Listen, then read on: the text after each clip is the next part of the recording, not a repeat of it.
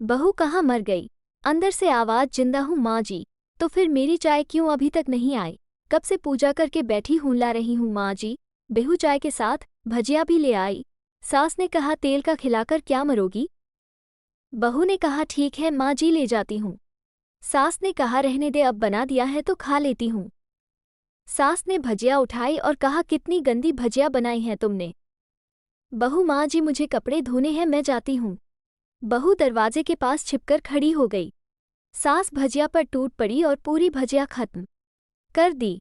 बहू मुस्कुराई और काम पर लग गई। दोपहर के खाने का वक्त हुआ। सास ने फिर आवाज लगाई कुछ खाने को मिलेगा। बहू ने आवाज नहीं दी। सास फिर चिल्लाई भूखे मारूं क्या? बहू आई सामने, खिचड़ी रख दी। सास गुस्से से ये क्या है, मुझे इसे नहीं खाना, इसे ले जाओ। बहू ने कहा आपको डॉक्टर ने दिन में खिचड़ी खाने को कहा है, खाना तो पड़ेगा ही। सास मुंह बनाते हुए हाँ तू मेरी माँ बन जा। बहू फिर मुस्कुराई और चली गई। आज इनके घर पूजा थी। बहू सुबह 4 बजे से उठ गई।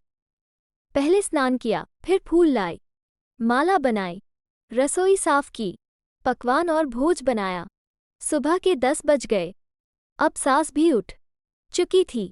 बहू अब पंडित जी के साथ भगवान के वस्त्र तैयार कर रही थी। आज ऑफिस की छुट्टी भी थी, उनके पति भी घर पर थे। पूजा शुरू हुई। सास चिल्लाती बहू ये नहीं है, वो नहीं है। बहू दौड़ी दौड़ी आती और सब करती। अब दोपहर के 3 बज गए थे। आरती की तैयारी चल रही थी। पंडित जी ने आरती की थाली भी संभाल नहीं सकी। उसके पति भी गुस्सा हो गए, पर सास चुप रही, कुछ नहीं कहा, बस यही बोल के छोड़ दिया सीख रही है, सब सीख जाएगी धीरे धीरे। अब सबको खाना परोसा जाने लगा। बहू दौड़ दौड़ के खाना देती, फिर पानी लाती। करीब 70-80 लोग हो गए थे। इधर 2 नौकर और बहू अकेली, फिर भी वहाँ सारा काम बहुत ही अच्छे तरीके से करती। बुलाया और सबके हाथों में थाली दी। जैसे ही बहू ने थाली पकड़ी, थाली हाथों से गिर पड़ी। शायद भोज बनाते हुए बहू के हाथों में तेल लगा था, जिसे वो पोंछना भूल गई थी।